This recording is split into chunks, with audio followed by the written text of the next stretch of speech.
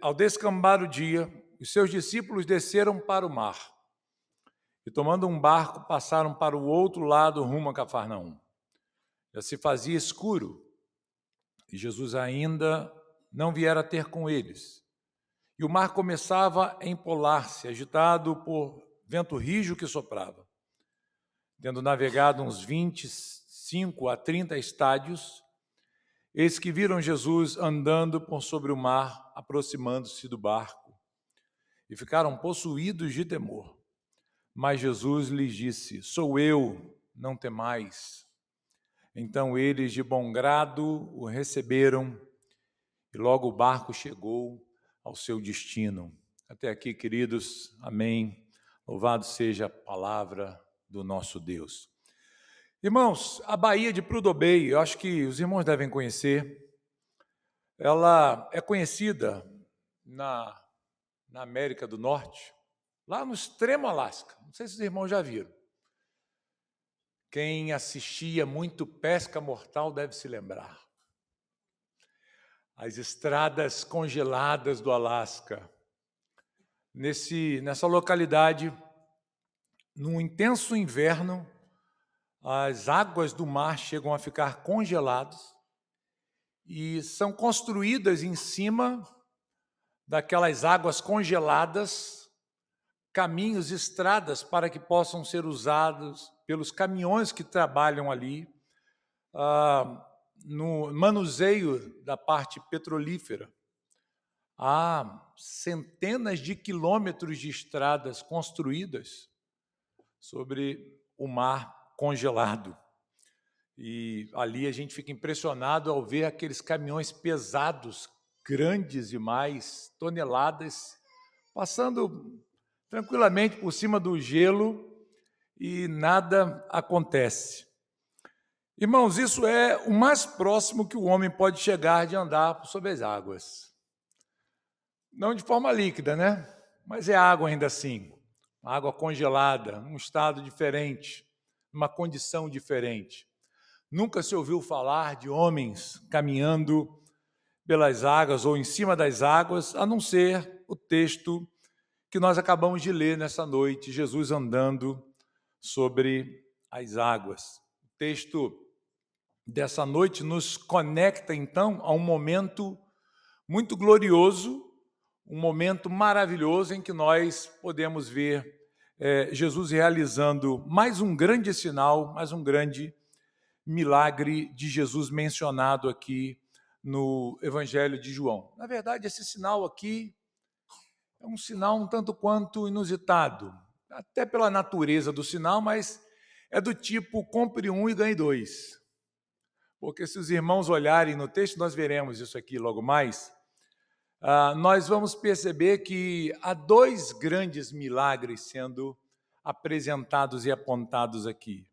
Vamos então olhar, queridos, para cada uma dessas cenas que são apresentadas por João aqui, na sua narrativa acerca desse grande milagre de Jesus ao caminhar sobre as águas e ministrar sobre os seus discípulos.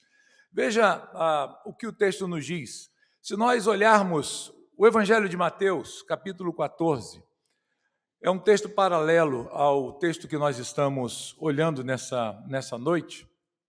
Nós vamos ver os discípulos entrando no barco em direção a Cafarnaum, mas Mateus ele dá algum detalhe aqui para a gente. Ele vai dizer que logo a seguir compeliu Jesus os discípulos a embarcar e passar adiante dele para o outro lado enquanto ele despedia as multidões. Quando nós olhamos a narrativa de João, que é mais sucinta, é mais breve aqui, João ele tem um propósito diferente dos demais evangelistas.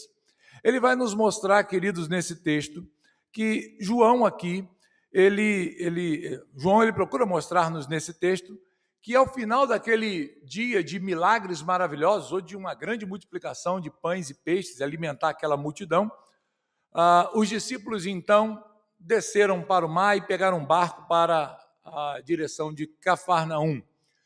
João não procura dar muitos detalhes aqui.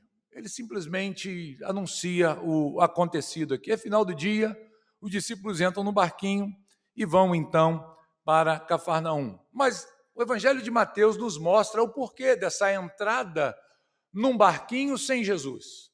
Eles estavam com Jesus ali, acompanhando aquele período de retiro espiritual, talvez, de descanso, que não deu muito certo, né? Que as multidões chegaram. E então, quando termina esse momento, essa agitação, os discípulos então entram no barco sem Jesus e começam a sua viagem atravessando a parte norte do Mar da Galileia, em direção à cidade de Cafarnaum. Jesus não está com eles. Nós vamos encontrar Jesus em uma outra cena. Jesus está no alto do monte, continua ali no alto do monte, orando e buscando a direção do Senhor para a sua vida, suplicando pelos seus discípulos, mas os discípulos estão aqui sozinhos nesse barquinho.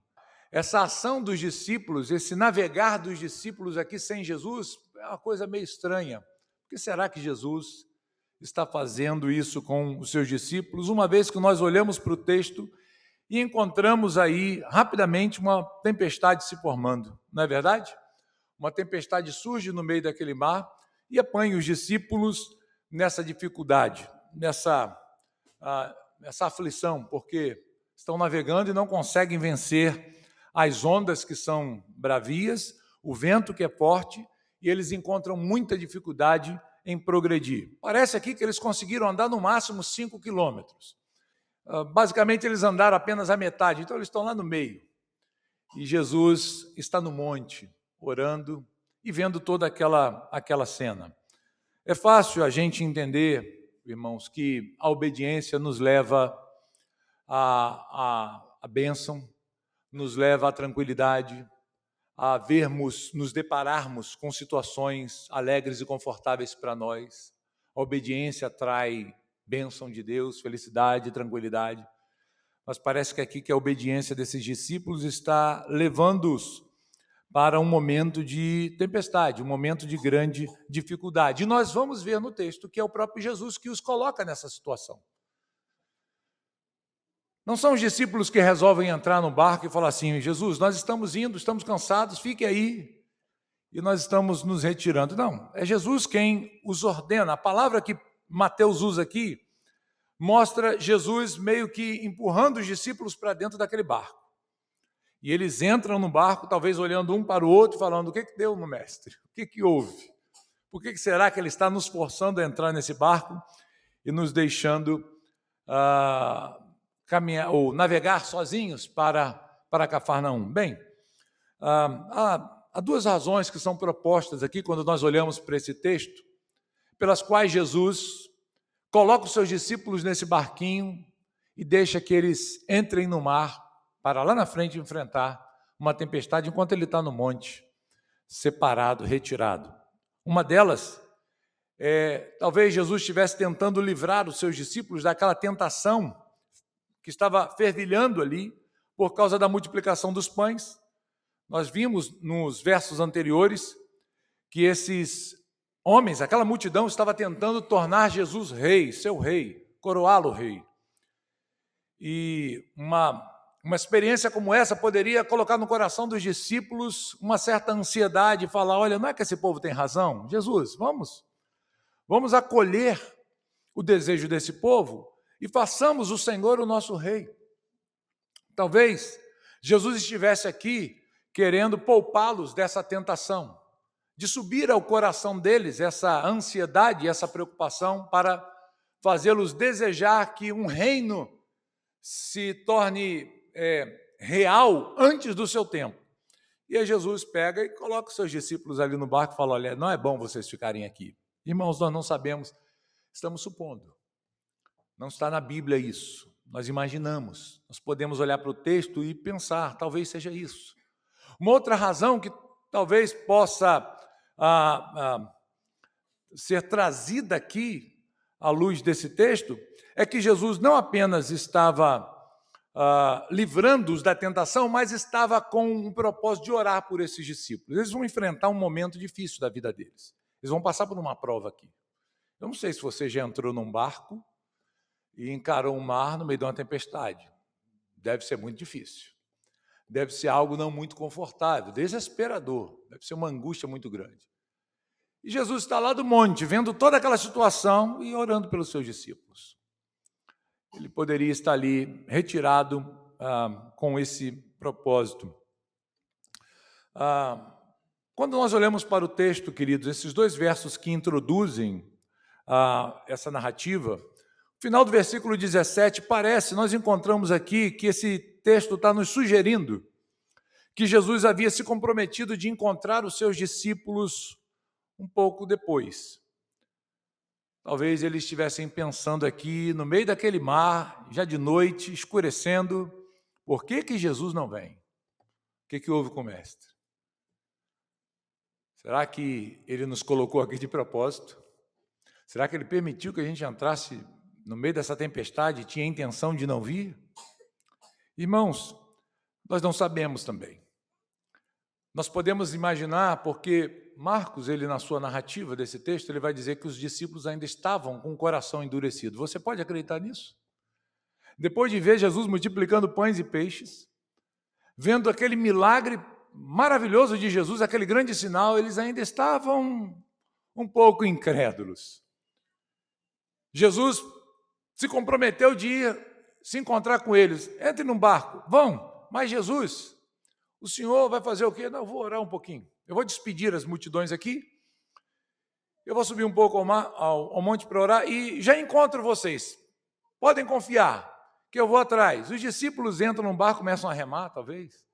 Não tinha motor naquela época, né? Então o motor era o próprio braço. Eles começam ali, talvez levantam as velas e começam a navegar, na expectativa que Jesus iria então ao encontro deles. Talvez pegar um outro barquinho ali e encontrá-los no meio da travessia, ou então já lá em Cafarnaum, no dia seguinte. Mas quando nós olhamos para o final do verso 17, nós ficamos com essa sensação de que Jesus iria encontrar com eles. E algumas perguntas, então, queridos, são inevitáveis nos momentos como este aqui que o texto está nos narrando. Por que Jesus não foi? Por que Jesus demorou tanto? Por que Jesus permitiu que eles entrassem naquele mar, uma vez que a tempestade estava se aproximando? Por que o Mestre não estava ao lado deles no meio daquela tormenta? Às vezes nós enfrentamos problemas nas nossas vidas, lutas, dificuldades, e nós fazemos as mesmas perguntas. Não é verdade? Por que, Senhor? Por que o Senhor não vem imediatamente ao meu encontro? Por que o Senhor permitiu tal situação na minha vida, eu enfrentar tal momento difícil? Quantas vezes nós temos dificuldade de conciliar a direção de Jesus, a sua palavra, a sua promessa de estar conosco, de nos guardar, de cuidar da gente, quando nós olhamos para as nossas vidas, muitas das vezes nos encontramos num caos, no meio de uma tempestade. Os discípulos estavam assim, então, dentro daquele barquinho, tentando chegar a Cafarnaum, mas não estava dando muito certo. E eles ficam ali, horas ali navegando. Como eu disse, João ele é bem reduzido nas suas, na sua colocação aqui do texto. Mas quando nós olhamos as passagens correlatas, nós vamos ver que já era madrugada até. E nessa madrugada, então, no meio da madrugada, naquele caos formado, no meio do mar revolto, Jesus então vai ao encontro desses discípulos. E aqui nós entramos na segunda parte dessa mensagem que nos mostra os discípulos sendo surpreendidos. Eles são surpreendidos por 2 coisas. Você consegue imaginar olhando para o texto? Os versos 18 e 19 vão nos mostrar as surpresas que os discípulos têm. A primeira surpresa é que Jesus não está ali e que o tempo começa a fechar. O vento começa a ficar mais forte, o mar começa a ficar revoltado, eles percebem que a coisa está ficando complicada. Quando eles entraram no barco, provavelmente a coisa estava bem tranquila. Não tinha nenhuma tempestade, o céu estava claro, o vento estava tranquilo, apenas talvez uma brisa soprando. Mas agora, no meio da travessia, eles começam a se deparar com ventos fortes. Eles olham para as águas e percebem as águas tumultuosas, o barco balançando. Um deve olhar para a cara do outro e falar, olha, acho que não vem coisa boa. E geralmente era assim, irmãos. Porque no Mar da Galileia é muito comum esse tipo de tempestade. Eu não sei se você sabe, mas ele fica entre os montes, uma profundidade muito grande. Então, os ventos descem das montanhas e, quando dão contra o mar, aquilo ali fica uma bagunça, fica um caos. E isso pode acontecer a qualquer hora, a qualquer momento. É muito assustadora as tempestades, são muito assustadoras as tempestades ali no Mar da Galileia. E essa tempestade, então, surpreende os discípulos. Eles ficam ali, meu Deus. Um olha para o outro e fala, cadê Jesus? Alguém viu Jesus? O que está acontecendo? Talvez os mais habilidosos ali com o mar, os pescadores, né? Alguns discípulos de Jesus eram pescadores. Talvez os outros discípulos estivessem olhando para eles e pensando assim, e agora? Será que vocês vão provar que vocês são bons pescadores, sabem manejar muito bem esse barco? Estou contando com vocês, talvez dissesse Mateus, né, que era um cobrador de impostos, não tinha nenhum contato com navegação, olhou para Pedro e falou assim, Pedro, eu estou confiando em você, eu acredito em você, né? Eu acredito no seu potencial, né? Não é assim que as pessoas falam hoje? Os coaches não falam assim? Olha, eu acredito no seu potencial, mas só que o potencial de Pedro estava dentro da água, literalmente, né? Pedro não estava conseguindo controlar o barco, João, Tiago, aqueles homens, André, que eram pescadores, estavam ali, mas, olha, a coisa está complicada, está difícil para a gente. São surpreendidos. E às vezes, queridos, nós somos também surpreendidos em nossas vidas com tempestades, não é verdade? Mas está tudo tranquilo, tudo calmo, de repente chega uma notícia ruim. Quem já passou por isso? Você consegue imaginar um momento assim na sua vida? Eu acredito que todo mundo aqui já enfrentou algo assim. Um dia, acordou, tomou seu café da manhã, tinha muitos planos bonitos, bacanas. Olha, esse dia vai ser maravilhoso. De repente toca o telefone dizendo, olha, aconteceu algo aqui que não é muito legal. E acabou com o seu dia. Desabou o seu mundo. Você ficou atormentado. Todos nós, de certa maneira, de certa medida, já enfrentamos situações assim, em que a coisa muda, de repente, nós ficamos sem chão. Literalmente sem chão. Os discípulos, então, estão naquela viagem para Cafarnaum e são surpreendidos, então, no meio do mar, com uma tempestade. Mas há uma outra surpresa também, vocês já podem imaginar, né? Qual é a outra surpresa que que os discípulos têm? É Jesus vindo ao seu encontro. Eles são primeiro surpreendidos com a tempestade, o mar revolto, os ventos fortes, o barco balançando, mas depois eles têm uma outra surpresa. No primeiro momento, não foi uma boa surpresa, causou um pouco de medo, não é verdade? Jesus vem andando por sobre as águas. Quando você já viu uma pessoa andar sobre as águas? Quem já fez algo assim tão maravilhoso? Jesus, então, vem caminhando por sobre as águas e, queridos, diz o texto, não com muitos detalhes, mas que os discípulos, ao verem Jesus caminhando por sobre as águas, ficam apavorados, tomados de medo. Eu não sei você, mas eu acho que eu também ficaria, né? Você está no meio da madrugada, no meio de uma tempestade, de repente, naquela névoa toda, de repente começa a ver alguém andando, se aproximando. No outro evangelho diz que Jesus queria até passar à frente deles, fazendo uma competição, né? Quem vai chegar primeiro? Vamos ver? Quem chega primeiro? E os discípulos ficam apavorados. João, eu fico às vezes olhando o evangelho de João e fico assim, meu Deus, João, por que você não falou? Por que você não deu mais detalhes, né? João é tão resumido, gente, né? João, ele procura aqui simplesmente contar a história rapidinho. Sabe por quê? João não está preocupado, não é o propósito de João mostrar as coisas que os outros evangelistas mostraram, mas por eles, nós conseguimos encontrar o que aconteceu ali. Eles chegaram a confundir Jesus com um fantasma, dizendo, é um fantasma. Você já imaginou você confundir Jesus com um fantasma? Jesus se apresenta para te salvar e você fala, é um fantasma. Não se aproxime. Devia ter sido bem bacana, né, essa cena de se ver, pelo menos de fora. Eles estavam aqui apavorados, porque são surpreendidos com algo que eles não esperavam. Talvez, irmãos, talvez, eles pensassem assim, bom, fiquem de olho aí, talvez a gente consiga ver um barquinho. Jesus nunca foi um bom marinheiro, eu sei que ele é um carpinteiro, pode ter construído até barcos, mas nunca ouvimos falar que Jesus navegou. Então ele está vindo sozinho, pode ser que ele precise de ajuda, vamos olhar. Está vendo algum navio, algum barquinho chegar? Não estamos vendo nada. De repente eles olham, tem uma pessoa andando, vindo ao encontro deles. Eles ficam apavorados, irmão. São surpreendidos com a imagem de Jesus, a pessoa de Jesus se aproximando ali daquele barco. E eles então, diz o verso 19, o finalzinho do verso 19 mostra isso, né? Ficaram possuídos de temor. Os outros evangelhos falam que ele ficou aterrorizado, apavorado com aquela visão que tiveram de Jesus.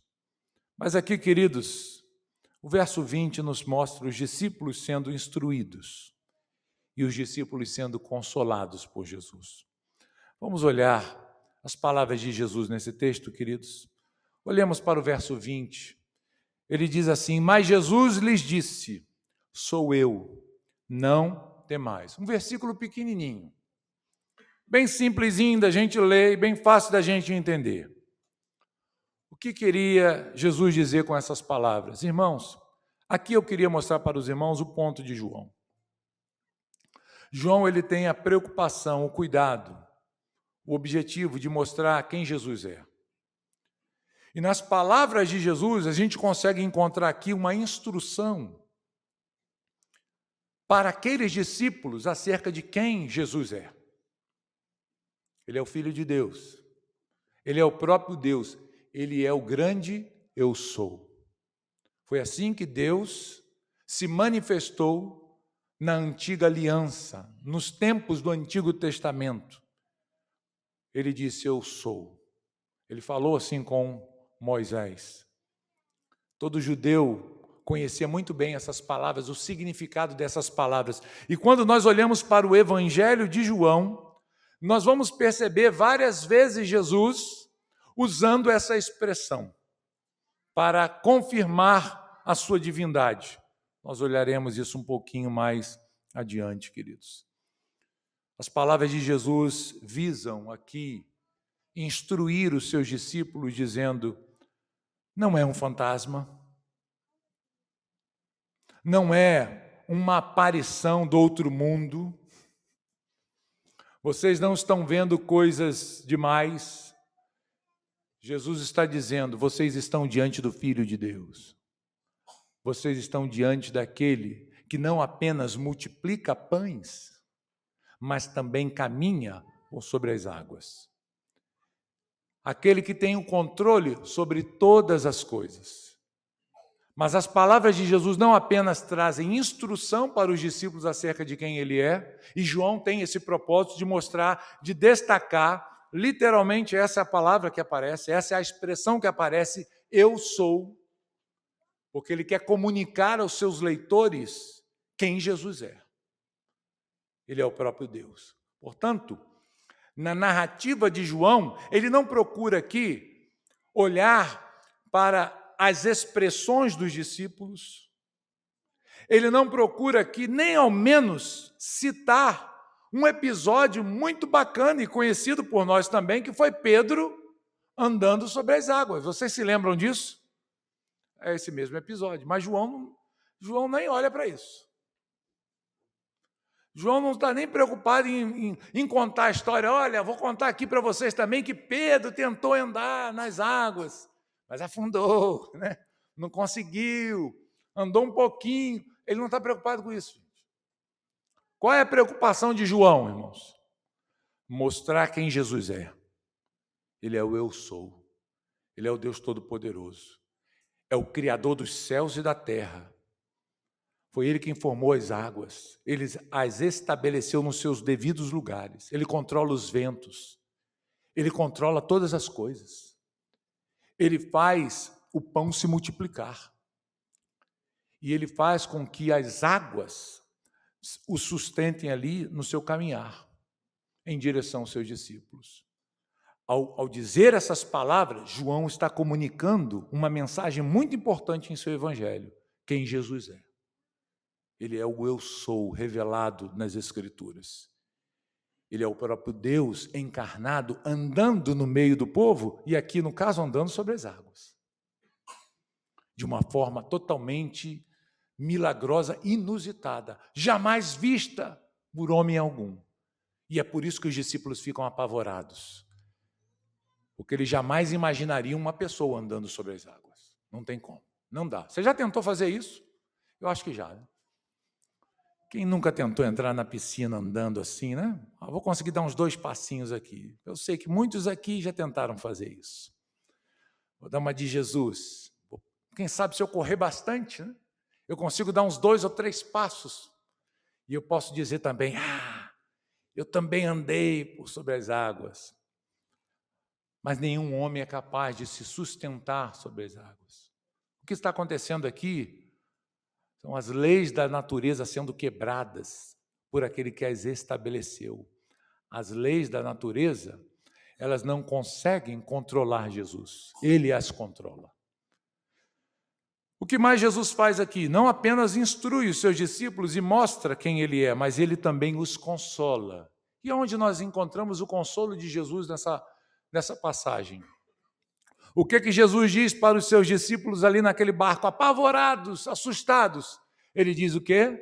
Não temas, não temais, não fiquem com medo. Vocês estão assustados? Tranquilizem o coração de vocês. Que maravilha, né? Que palavras de consolo, que palavras de alívio, porque certamente se fosse um fantasma ia dar problema, não é? E os discípulos então se sentem aliviados. É Jesus que está conosco. Não há o que temer. Se Jesus está presente, não importa a tempestade que está ao nosso redor. Não importa o caos que nos cerca. Não importam as condições adversas. Ele está conosco, Ele está ao nosso lado. Ele está controlando aquela situação. E nós podemos descansar completamente. E por último, a última divisão aqui que eu fiz do texto, os discípulos são levados para fora do caos. Verso 21. Irmãos, e aqui nós encontramos um outro milagre. Nós encontramos o segundo milagre dentro do milagre. O 2 em 1. Vamos ver aí o versículo 21. Acharam aí o texto? Então, eles de bom grado o receberam. Então, entra Jesus, pode entrar no barco. E nós vimos que quando Jesus então se aproxima e chega deles, tudo se acalma. Acabam lá as tormentas. De bom grado receberam. E logo o barco chegou ao seu destino. Eles estavam indo para onde? Cafarnaum. Você se lembra quantos estádios mais ou menos eles tinham andado? 25 a 30 estádios, não é isso? 5 a 6 quilômetros mais ou menos é a distância. O Mar da Galileia, pelo menos, aproximadamente seria o dobro da travessia. Eles estavam no meio do mar, quando Jesus vem andando ao encontro deles. Quando Jesus se apresenta para eles, o caos acaba, termina, e o que o texto diz? E logo o barco chegou ao seu destino. A palavra aqui que foi traduzida por logo é uma palavra que expressa algo imediato. Se nós fôssemos traduzir para nosso contexto de uma forma mais direta, ela poderia ser traduzida literalmente para imediatamente. O que acontece aqui, irmãos? Parece que ao entrar Jesus ali naquele barco e consolar os seus discípulos e a tempestade acabar, quando eles percebem, eles estão onde? Na praia de Cafarnaum. Algo assustador. Eles estavam no meio do mar. E quando Jesus se aproxima, e ao seu comando, todas as coisas obedecem, o que ele faz? O que aparece aqui na cena? Um outro local. imediatamente. A palavra usada aqui expressa exatamente isso. Jesus foi com seus discípulos uma espécie de teletransporte, né? Nossa, os discípulos devem ter olhado um para o outro e falado: o que é isso? Marcos vai dizer que eles ficam assim admirados, Mateus também, porque de repente eles estavam no meio de uma tormenta assustadora, lutando contra o vento, lutando contra as ondas no meio do mar. E quando Jesus coloca os pés dentro do barco, a tempestade acalma e eles percebem o mundo ao redor deles, eles estão onde? Ali já na praia, se aproximando da praia de Cafarnaum. E aqui nós encontramos um milagre dentro do próprio milagre. Que maravilha é o nosso Deus, não é verdade, irmãos? Irmãos, quando nós olhamos para esse texto, eu disse aqui para os irmãos, por que João não foi tão sucinto assim no seu evangelho, não dando os detalhes? Porque ele tinha um propósito específico aqui. Ele não estava preocupado com as coisas menores. Nós já temos visto isso nas outras passagens que nós estamos lendo. Na multiplicação dos pães é a mesma coisa.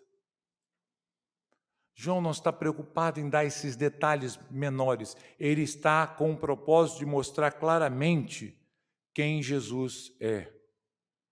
Esse é o propósito do Evangelho de João. O propósito de João é que as pessoas, ao lerem o seu Evangelho, ao lerem as histórias acerca de Jesus, não fiquem presas a esses pequenos detalhes, que são bacanas, ok? Mas João, ele procura ser direto. Ele está querendo nos mostrar algo, quem Jesus é. Ele quer revelar a divindade de Jesus. E como João faz essa revelação aqui no texto?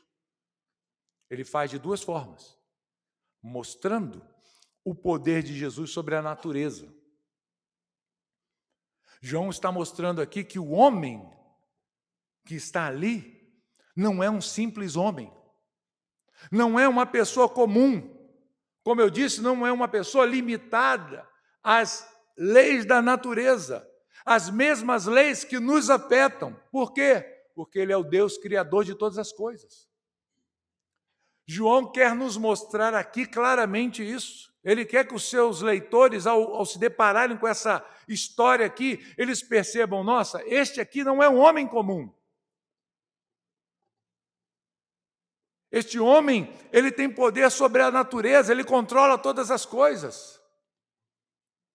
Ele multiplicou pães, logo ali atrás. Ele já tinha curado centenas de pessoas. Agora ele está andando por sobre as águas. E olha, eles não esperam, né? Não perdem por esperar o que vem aí pela frente. Ele vai ressuscitar mortos e ele mesmo vai ressurgir dentre os mortos ao final dessa história. João quer mostrar-nos que Jesus, ele tem poder sobre todas essas coisas. Ele não está limitado a essas mesmas leis que nós estamos dirigidos por elas. E uma outra forma de João mostrar quem Jesus é conectando a fala de Jesus aos discípulos à aparição do Senhor a Moisés no monte, mostrando que Jesus, ele é o eu sou do Antigo Testamento, o Deus que apareceu a Abraão, Isaac, Jacó, aos patriarcas, a Moisés. Trata-se da mesma pessoa. É o próprio Deus no meio deles. Se os irmãos olharem o Evangelho de João, só no capítulo 6, nós vamos encontrar aqui 4 referências a essa expressão. Versículo 20 que nós lemos aqui, Jesus ele usa essa expressão, eu sou. Mas no versículo 35, se os irmãos avançarem um pouquinho, nós vamos chegar lá ainda. Vejo como que essa declaração é apresentada também. Declarou-lhes, pois, Jesus, eu sou o quê? O pão da vida. Eu sou o pão da vida. Mais uma vez, essa expressão é apresentada. Versículo 48. Ele repete esta mesma frase, ele diz: eu sou o pão da vida. Verso 51. Eu sou o pão vivo que desceu dos céus. Se os irmãos derem um salto um pouquinho maior e forem lá para o capítulo 8, no versículo 12, nós vamos encontrar um outro eu sou aparecendo aqui. Vejam aí o que diz o verso 12. De novo lhes falava Jesus, dizendo: eu sou a luz do mundo. Quem me segue não andará nas trevas. Pelo contrário, terá a luz da vida. Verso 24. Por isso eu vos disse que morrereis nos vossos pecados.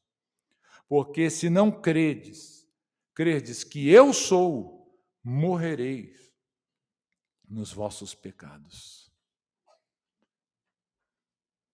Veja o versículo 28 agora. Estamos terminando. Quero citar só mais 2 textos. Verso 28 do capítulo 8. Disse-lhe, pois, Jesus: quando levantardes o Filho do Homem, então sabereis que eu sou, e que nada faço por mim mesmo, mas falo como o Pai me ensinou. E o verso 58, então, nós fechamos essa série de textos. Ele diz: respondeu-lhe Jesus: em verdade, eu vos digo, antes que Abraão existisse, eu sou. Você consegue entender, irmãos?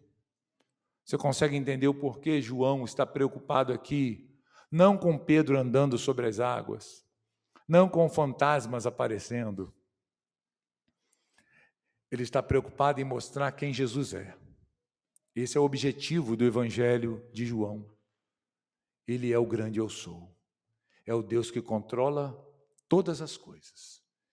É o Deus que fez o mundo e tudo que nele há. E ele governa soberanamente toda a sua criação. Eu queria encerrar trazendo algumas aplicações aqui, ou basicamente uma aplicação para a gente, à luz do que João diz aqui no seu Evangelho. À luz do que João nos apresenta a respeito de Jesus, nós não podemos olhar para Jesus, sabendo dessas coisas, simplesmente como um homem qualquer, um homem comum. Nós não podemos olhar para Jesus simplesmente como um mestre, ou como um filósofo, como um reformador social. E existem muitas qualificações aí que as pessoas podem atribuir a Jesus. Porque essas visões, elas são visões incorretas a respeito de Jesus, ou incompletas acerca de quem Jesus é. Nós precisamos olhar para Jesus não como apenas um líder, não apenas como um homem sábio, um mestre, alguém que veio ensinar umas boas maneiras para um mundo caído. Ele é o próprio Deus, irmãos. Jesus é o próprio Deus encarnado, é Deus conosco, é o Emanuel. É Deus no nosso meio. É Deus se unindo à nossa natureza para morrer em nosso lugar, para morrer pelos nossos pecados. Eu devo olhar para Jesus não como um fazedor de milagres. As pessoas olhavam para Jesus assim. Eu devo olhar para Jesus e enxergar nele quem ele é. E quem ele é? O texto diz, ele é o eu sou. Ele é o próprio Deus encarnado. Ele é o Filho de Deus que veio ao mundo para morrer pelos nossos pecados. E ao olhar para Jesus, eu preciso crer nele. Nós lemos João 8, versículo 24. E eu queria voltar com vocês a este versículo. Ele vai dizer, por isso eu vos disse que morrereis nos vossos pecados. Porque se não crerdes que eu sou, morrereis nos vossos pecados. Uma pessoa ela pode olhar para Jesus e falar, Jesus foi uma pessoa boa, foi um grande líder, foi um grande homem, ensinou tanta coisa boa. Mas se é só isso que você vê em Jesus, se você morrer, você vai morrer carregando os seus pecados. E você vai sofrer a punição eterna pelos seus pecados debaixo da ira de Deus, eternamente. Jesus disse: vocês precisam crer que eu sou. O eu sou descrito nas Escrituras está diante de vocês. E se vocês não crerem na mensagem, na minha pessoa, em quem eu sou, certamente vocês vão morrer nos vossos pecados. E o que acontece, queridos, àqueles que morrem em seus pecados? Aqueles que morrem sem ter esse encontro com a pessoa de Cristo Jesus, esse encontro transformador, eles perecem eternamente.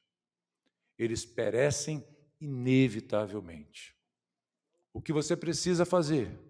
Você precisa crer em Jesus. Você precisa colocar nele toda a sua confiança, toda a sua esperança. Olhar para Jesus e ver nele o Salvador providenciado pelo Pai para os seus pecados. Jesus é aquele que nos livra, que nos salva da ira de Deus. Por isso que ele é Salvador. A expressão Salvador conectada a Jesus tem o propósito de nos mostrar que ele nos salva de algo. Ele nos salva da ira de Deus, da punição eterna sobre os nossos pecados, punição justa. Por isso que João está tão preocupado em escrevendo o seu evangelho, a todo tempo, a cada momento, a cada perícope, mostrar quem Jesus é. Quem Jesus é. Ele está preocupado em sinalizar para os seus leitores e mostrar para eles: este é o grande eu sou, descrito nas Escrituras. Este é o grande eu sou, o Salvador do mundo. Ele não é um homem comum. Creia nele. Arrependa-se dos seus pecados, coloque a sua fé nele e seja salvo, para que você não pereça no dia do juízo.